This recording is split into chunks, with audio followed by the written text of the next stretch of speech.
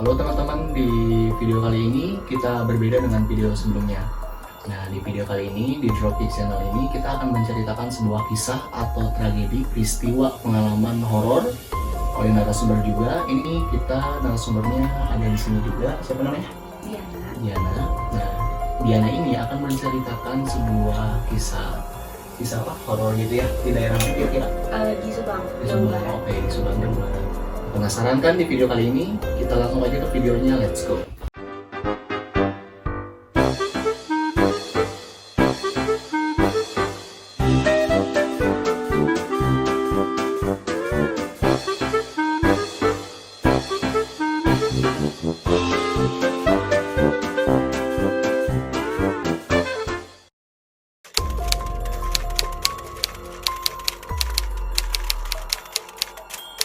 Oke, gimana Diana ceritanya waktu di Subang pada saat waktu itu? Awalnya sih ya, kita tuh kesana karena nenek aku tuh sakit. Dan sakitnya itu kayak apa sih, ada bentol, bukan bentol, jadi kayak luka-luka gitu. Luka, oke. Di tangan sama di kaki. Nah, waktu itu, jadi kan emang kita tuh beda rumah ya sama nenek. Jadi waktu itu orang tua aku tuh ke rumah nenek dan kebetulan ada sih orang yang lagi nyembuhin nenek aku ini. Nah, ngobrol-ngobrol lah dari situ, dan orang ini tuh ngakunya tuh sebagai nggak tahu. Jadi waktu kita nyampe di rumah nenek tuh ada orang pintar gitu yang lagi nyembuhin nenek. Spiritual lah ya, Dan dia tuh ngakunya sebagai murid, nggak tahu temennya Joko Bodo atau enggak. Nah, di situ. Jadi dari situ memang waktu itu keluarga aku tuh lagi usaha mebel gitu. Jadi orang tua aku ngobrol-ngobrol sama orang pintar ini, terus kayak gimana ya biar usaha tetap lancar kayak gitu-gitu kan. Nah, habis dari situ si orang pintar ini ngomong lah, ya udah didoain kayak gitu-gitu. Terus dia tuh suruh orang tua aku teh ngelakuin ritual gitu tengah malam. Jadi mandi bareng kayak gitu-gitulah. Nggak ngerti juga ya. Tidak disebut daerah Subang. Enggak, ini masih di rumah nenek. Oh, daerah Subang nenek. Abis kayak gitu ngobrol-ngobrol lagi. Oh iya, di Subang tuh dia tuh punya kayak tempat pemancingan kayak gitu-gitu. Tertarik kan karena bokap aku kan seneng mancing juga gitu. Jadi mereka tuh tertarik lah. Abis dari situ udah ngelakuin ritual kayak gitu-gitu, jadi kerasa lah gitu. Ada orderan waktu itu. Oh, kerasa dari ritual itu kan kamu ritual nih keluarga kamu. Nah, dari ritual itu apakah berdampak positif atau negatif untuk reaksinya buat usaha mebel kamu? Usaha keluarga mebel Ada. kamu. Jadi efeknya emang dari setelah ritual itu besoknya langsung kayak dapat orderan gitu loh, banyak. Orderan banyak ya. Dan di situ tuh kita tuh lumayan lah dapat uang kayak gitu-gitu. Iya. Mungkin dari orderan sebelumnya beda dari sebelumnya, sebelum pernah ngalamin ritual sama sesudah ritual gitu. Jadi Iya. merasanya beda. Tapi itu Drastis cuman satu kali order yang langsung kayak ya kayak kerasa gitu magicnya. Oh, kerasa magicnya ya dari ritual itu tuh. Oke. Terus mungkin ada yang setelah ritual itu ada apa lagi mungkin yang Ya dari situ sih kayak kita kan ngerasa apa ya, berterima kasih lah sama si orang ini gitu. sama orang itu. Jadi keluarga aku tuh ngajakin, yuk kita ke Subang main kayak gitu, karena kan dia juga ada tempat pemancingan yang tadi diobrolin itu. Jadi abis itu kita ke sana, dan itu pagi-pagi nyampe tuh sekitar jam 3 sore gitu. Jam 3 sore. Nah, dari jam 3 sore itu sore kamu nyampe ke Subang. Nyampe ke Subang. Nyampe ke rumahnya. Jadi di sana tuh ternyata kayak kolam ikan, apa mancingan kayak gitu pemancingan tuh pada umumnya lah ya. Nggak ada. Oh, nggak ada. Jadi pas nyampe sana ternyata emang kayak cuman rumah itu. Terus kita duduk aja di sana. Si orangnya ngomong gini, kalian gak usah kemana-mana, gak usah masuk ke ruangan manapun, karena saya tuh nyimpen mayat katanya di sini. Di daerah Itu siapa yang bilang? Enggak, di rumahnya Siapa yang bilang? si orang ini. Oh, si orang itunya. Iya, awalnya kan kita waktu dulu di rumah nenek tuh Hmm. nggak tahu gitu kan si orang ini tuh siapa gitu. Awalnya begitu. Iya. Lalu pas masuk Pas si guru itu bilang misalnya di sini ada penyimpanan mayat. Nah, keluarga kamu responnya kayak gimana sih?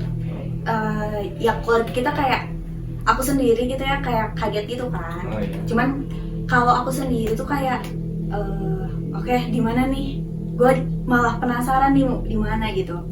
Habis dari situ kita cuma makan-makan doang kayak gitu. Terus kita diajak ke satu ruangan. Dan di ruangan itu tuh ada kayak tirai gitu. Jadi orang tua aku di depan, aku sama adik kan di belakang. Nah, habis dari situ dia doa-doa kayak gitu. Dan emang di depan situ tuh ada kayak sesuatu yang dibungkus kayak pocong gitu. Oh, kayak kain kafan di bulan Di belakang itu tirai. di Iya, belakang di tirai depan itu. tirai itu. Oh, di depan tirai itu. Ada kain kafan gitu, kain buat. Bukan kain kafan sih, lebih kayak emang kayak mayat yang dibungkus kayak pocong Oh. kayak gitu. Itu malam hari atau siang hari? Siang bolong. Nah, waktu itu kan kita nyampe sore. Hmm. Diajak tuh sekitar jam 6 jam 7. Diajak ke ruangan itu. Pas mau larut malam gitu ya. Terus kayak gitu, ya dia doa-doa kayak gitulah. Doa-doa ritual kayak gitu. Iya, aku juga nggak ngerti ya dia doa apa kayak Iya. gitu. Terus abis dari situ, oke udah nih, masih di ruangan yang sama. Si orang ini ngomong gini, gimana usahanya? Katanya ada hasil. Iya nih kayak gini. Terus, oh ya udah. Jadi dia tuh secara nggak langsung, coba dong tanda terima kasihnya apa katanya gitu. Kata si. Ya, terus dari situ orang ini kayak minta uang lah segini. Kayak dipatok lagi, kamu misalnya imbalannya segini, pendapatannya misalnya 10 juta, ke akunya harus 10% atau berapa persen gitu atau gimana? Nah, enggak. Di Enggak. situ tuh dia tuh kayak seolah-olah pengen ngambil semua uang yang kita punya gitu di sana. Parah ya. Sampai adik aku tuh kan masih kecil gitu lah, diancam kalau Jadi tumbal. iya Oh. kayak oke nih, gue bisa loh ngambil jiwa Ya. anak ini sambil ditunjuk. Oh, sambil itu. Iya. Kalau biasanya kalau kayak gitu pasti ada tumbal di salah Iya, satu, mau salah saudara, satu. kakak, Ya, atau karena adik. kan sistemnya kita usaha lah ya, usaha pengen maju, usaha mana yang nggak mau pengen maju juga pasti ada efek sampingnya itu. Kalau misalnya Iya. kita ke ritual-ritual kayak dukun kayak gitu pasti ada efek samping negatifnya. Mau nggak mau kita ngasih misalnya ibaratin imbalan ataupun misalnya buat. Nah dari adik itu kan jadiin tumbal nih. Nah nanti pas respon keluarga itu waktu ditunjuk kayak gimana sih? Ya nggak mau lah, karena kan masa sih kita numbalin adik gitu. Iyalah. Nah dia tuh ngancemnya kalau kita nggak ngasih uang, dia bakal ngambil adik gua gitu. Nah dari situ kita baru kayak oh ini orang tuh bukan Niat nolongin. paranormal atau apa gitu, Oh. tapi emang kayak dukun yang ke arah situ gitu. Jadi uang yang ada dipegang sama Babeh tuh langsung dikasihin semua gitu. Oh ke dikasih dukun ini. semua ke dukun itu Supaya adik aku nggak menjadi kenapa-napa. tumbalnya Mm-mm. gitu. Abis dari situ kita keluar dari ruangan itu sekitar jam 9 malam kali ya. Jam 9 malam balik lagi ke rumah, ngobrol-ngobrol biasa. Nah si orang ini tuh kayak beda loh. Jadi di ruangan itu dia tuh kayak sorot matanya tuh beda, kayak ngancem gitu kan Dari keluarga Dari kamu. tatapannya. tatapannya. Iya. Cuman waktu keluar ya udah kayak biasa lagi gitu. Mau nginep nggak kayak gitu. Itu kan udah lumayan lah jam 9 gitu. Dan apalagi dia sekitar situ tuh emang masih hutan-hutan gitu loh. Jadi emang jalannya tuh emang pedalaman desa. Iya, gitu. pedalaman Oh, gitu kan. pedalaman, ya. Jadi jauh dari warga atau masih ada warga-warga di situ? masih ada warga. Cuman ini yang anehnya juga, waktu kita nanya-nanya kan ke orang, rumah bapak ini di mana ya? Tatapan warganya tuh kayak yang ya mungkin udah terkenal juga kali ya. Ya mungkin udah tahu lah Iya, warga Udah tahu yang lah daerah dukun di situ. situ tuh kayak gimana gitu. Mm-mm. Terus akhirnya gimana nih, kalau aku sendiri sih kan udah ngelihat jalanannya yang kayak udah hutan-hutan kayak gitu pengen nginep. Aku tuh bilang ke bokap tuh udah nginep aja, tapi orang tua aku tuh punya feeling yang beda, katanya udah nggak apa-apa pulang aja gitu. Ya enak juga. Terus si orang ini ngedoain lah si kendaraan yang kita pakai tuh Ya selamat sampai tujuan. iya katanya sih kayak gitu. Abis kayak gitu, oh mau pulang ya udah nih, aku kasih katanya satu bungkusan. Dan bungkusan itu kecil, dibungkus kain kafan gitu, sama kayak bayi yang dibungkus kain kafan, tau nggak? Bayi dibungkus kayak kayak bayi. jenggot. Tapi bentuknya kecil atau segede bayi atau gimana? Segede bayi kayak gitu, dan kita Bayi. nggak tahu isinya tuh apa gitu. Oh, pada saat dilihat tuh. Pada saat itu waktu bokap aku pegang, oh ini tuh tanah katanya. Tanah likat tuh kan? Apa? Tanah likat. Tahu likat Likat. yang warna coklat?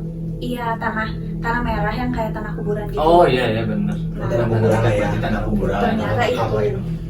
Abis kayak gitu kan, ya masa sih kita balik bawa yang kayak ginian gitu kan, agak serem juga. Ya udah kata bokap aku tuh bilang, ya udah nggak apa-apa, ditaruh dulu di sini, nanti bawa aja ke Cimahi katanya gitu. Bawa ke Cimahi. Terus Abis dari situ diterima itu enggak sih, belum. Jadi waktu dari situ ya udah nggak jadi kan, kita bawa benda ini tuh nggak jadi. Abis dari situ kita balik. Nah waktu pulangnya ini kita ngelewatin satu jalan yang emang nggak terlalu nanjak gitu ya. Subang. Iya. Daerah Subang, ya Subang. Kita tuh baru tahu kalau itu tuh tanjakan MN setelah pulang dari rumah gitu. Tanjakan MN ya tahu-tahu. Tapi enggak lah ya. Enggak waktu Enggak sampai di waktu. situ. Abis dari selama perjalanan di situ tuh kita kan ya udah jalan biasa gitu ya. Tapi waktu ada satu kejadian yang jadi kendaraan yang kita pakai tuh tiba-tiba diserongin ke kiri gitu. Kiri. Kan babeh kan yang nyetir. Iya. Kita tuh hampir masuk ke satu selokan gitu, dan itu tuh dalamnya 1,5 meter kayaknya ada. Di pinggir jalan banget atau gimana? Dari tengah tuh di kayak nyerong ke kiri gitu, tapi nggak sadar. Sadar, oke. Atau dari bawah ke atas atau dari Bawah ke atas. Ternyata itu tuh baru tahu setelah kita pulang gitu. Ternyata itu tanjakan MN. Oh. Pernah dengar kan? Pernah dengar tanjakan MN yang katanya kononnya mistis lah tanjakan itu, banyak yang kecelakaan juga kan daerah situ. Iya. Jadi waktu itu juga kita sempat mau kecelakaan gitu. Iya. Jadi kendaraan yang kita pakai tuh padahal lagi stabil gitu. Waktu masuk ke jalan situ tiba-tiba yang tadinya di tengah tuh nyerempet ke kiri gitu. Dan kita hampir mau masuk ke selokan. Ya. Dan itu tuh kedalamannya mungkin ada kali ya 1,5 meter. Oh lumayan Iya, dalam ya. kebayang nggak? Selokannya itu tuh. Iya, kebayang nggak kalau misalnya nggak cepet-cepet direm atau kayak gimana gitu. Mungkin kita juga bakal Masuk ke selokan itu. masuk. Iya, 1, Iya, abis dari situ udah kita jalan dikit lagi, istirahat lah kita di satu coupling gitu di pos satpam. Jadi kita istirahat di sana. Itu tuh auranya udah gak enak gitu. Waktu di sana tuh aku kayak pertamanya sih ngedenger gitu, kayak ada hentakan kaki, tapi banyak orang gitu. Tapi keadaannya memang sepi di daerah situ. Sepi banget dan aku tuh nyari gitu, gimana sih ada orang lewat kayak gitu, cuman nggak ada waktu itu.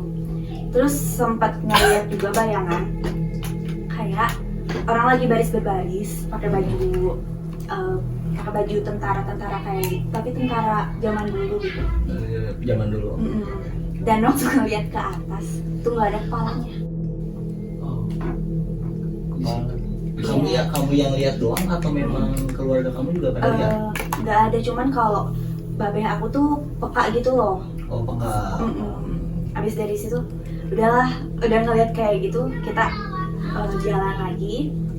Nah waktu di jalan bensin tuh full, cuman tiba-tiba baru jalan bentar aja udah kayak turun gitu si bensin itu langsung. Ada problem lah di mobil. Dari situ kita ketemu satu warung yang ngejual bensin kayak gitu. Ya. Kita kesana lah. Apa ya, kita tuh ngerasa seneng gitu. Oh, kayak ada kehidupan juga di sini gitu. Ada warung. Iya, ada warung. Dari sekian yang nangkring gitu dari yang lain. Nggak ada sama Ada. sekali. Cuma si warung itu emang udah tutup. Terus kita kan ketuk-ketukan ngisi bensin, habis kayak gitu. Tapi si ibu-ibu ini itu kan jam kayaknya ada Kak jam 12 malaman gitu. Dari warung tersebut terus ada cerita lagi nggak? Sebenarnya kita tuh lebih kayak apa ya, bertanya-tanya kenapa sih si ibu-ibu ini yang jaga warung tuh waktu kita dateng udah aja ngisiin bensin terus bikinin makan minum kayak gitu-gitu, Ya. dia langsung cepet-cepet balik gitu ke dalam lagi. Nah dari Ada situ tanyaan di situ. iya kayak ya apa ya, kita tuh pendatang gitu tapi si orang ini tuh kayak cepet-cepet pengen udahlah nggak mau di luar gitu. Takutnya ada something atau apa gitu. Iya, di situ jalan-jalan emang aneh kan. udah curiga kayak gitu kan. Udah habis situ kita balik. Ya. Terus selang beberapa hari si dukun yang tadi Hubungin sama yang keluarga kamu lagi. ya yang itu kan kita emang udah janjian kan mau datang lagi ke rumah buat nganterin si benda itu. Mm, Benda yang kain itu, yang putih itu kan. Iya. Nah Terus dari situ tuh apa ya, keluarga aku tuh udah feeling kalau ini tuh nggak benar gitu. Dan setelah dicari-cari kayak gitu selama beberapa hari, ternyata si benda yang dibungkus kecil itu tuh dia tuh bilangnya kencit, tau nggak? kencing jadi gimana? Nah kita juga nggak tahu Nah, itu tuh apa ya, gitu, kencing. bahasa apa. Tapi pas Bahasa udah dari dicari-cari, orang sana mungkin ya. Bahasa Subang mungkin ya. Iya. Bahasa pedalaman Subang ya. waktu udah kita cari-cari tuh ternyata itu tuyul. Oh. Si kencit ini tuh Kencit, bahasa oh, lain bahasa dari Bahasa tuyul. lain dari tuyul. Oke. Kencit sama dengan tuyul gitu. Iya kayak gitu. Nah dari situ kan udahlah nggak akan bener kayak gitu. Nah ada kabar si orang ini tuh datang lagi ke rumah nenek dan janjian gitu sama orang tua aku di sana. Sebelum ke sana tuh bokap aku tuh udah bilang yuk kita doa aja gitu. Pokoknya udahlah nggak usah diambil si benda itu. Tapi kan kita masih kayak ketakutan gitu karena kan si orang ini tuh ya takutnya ngapa-ngapain ke keluarga kita gitu. Kayak berdampak negatif lah ke keluarganya, takutnya ada Soalnya ada apa-apa. apa-apa ya. Iya. Dan lain-lain. Jadi waktu hari itu tuh bokap aku kan emang kita kan keluarga beda agama gitu ya. Jadi ada yang sholat, ada yang ibadah juga secara Katolik kayak gitu-gitu. Kita doa di sana, habis doa ya udah kita ke rumah nenek. Dari sana tuh dijelasin lah ke si orang ini tuh, kita tuh nggak mau kayak gini. Lu tuh udah nipu gitu loh. Bilangnya tuh apa ya, secara keagamaan kayak gitu-gitu, tapi ternyata waktu kita nyampe di sana ternyata ada Ternyata kayak beda gini. gitu. Tidak sesuai dengan realistis. Iya. Kayak gitu. Di situ- Atau realita lah dibanding kayak gitu ya. Jadi di situ udah sih bokap aku tuh kayak ya udah nggak usah dibawa balik lagi aja, kalau lu ngapa-ngapain ke keluarga gua juga bisa loh katanya ngebalas itu. Pokoknya ilmu lu tuh nggak akan mempan gitu di keluarga gua katanya gitu. Soalnya dianya benar-benar ngancam gitu ya ke keluarga kamu ya. Sampai waktu di rumah nenek tuh dia bawa-bawa pisau gitu loh. Menurut Diana dari cerita tersebut apa yang bisa diambil kira-kira? Yang pertama sih jangan percaya sama orang, jangan Oke. terlalu percaya sama orang Percaya lah ya. baru. Terus yang kedua jangan pengen cepet gitu. Yang cepat, jadi tidak ada proses tapi langsung masuk ke kayak gitu ya, Iya. terjerumus lah ya. Iya. Ya Kalau diibaratin mah namanya usaha mah kita harus merintis dulu. Iya, Nggak ada yang merintis instan dulu, kayak kan. gitu. kayak gitu. Selebihnya sih ya kita harus kayak percaya sama Tuhan aja gitu, lebih percaya aja gitu. Kalau Iya. lebih percaya ke Tuhan. Percaya. Karena kalau misalnya iman kita nggak kuat, ya kita juga pastilah tergiur. Siapa sih yang enggak gitu? Iya. Tapi memang benar ya, itu prosesnya memang begitu ada ritual itu kamu langsung gimana gitu? Iya, keluarga aku keluarganya tuh langsung kayak cepat lah gitu ya, cepet gitu dapat seperti pembeli dan lain-lain, cepet dapat banget prosesnya. terus kayak gitu sih. Tapi habis dari situ ya ya puji Tuhan sih nggak langsung ngedrop gitu sih. Ada sih pasti stabilitasnya untuk usahanya ya. dari situ sih ada kayak beberapa lama tuh kayak ngedrop, oh ya udah nggak apa-apa gitu. Dari Arfi boleh ada pertanyaan ke dia nggak? Mungkin dari Arfi ya, kalau dari ceritanya Diana yang tadi Diana ceritain semuanya tentang perihal dukun yang tumbal misalnya ya, tentang negatifnya itu benar-benar memang ada ya Dok ya. Diana juga memang benar ada, yang Arfi pernah alami juga. Emang sensitifnya untuk perihal itu, kita apapun tentang dukun tuh tentang mahar, apapun mahar ibaratin kita, dia ngasih ilmu, kita harus ngasih mahar, ibaratin kayak gitu. Kan aku udah ngasih ilmu nih Dok, Edo harus ada timbalannya, berarti dia pengennya mahar. Kalau enggak, berarti yang tadi tumbal adiknya ya lebih buruk sih. Mungkin itu masuknya ke ranah dukun hitam lah. Dukun hitam. Ya, dukun hitam kayak gitu. Jadi jangan terlalu percaya ke dukun-dukun lah. Yang penting mah sholat 5 waktu.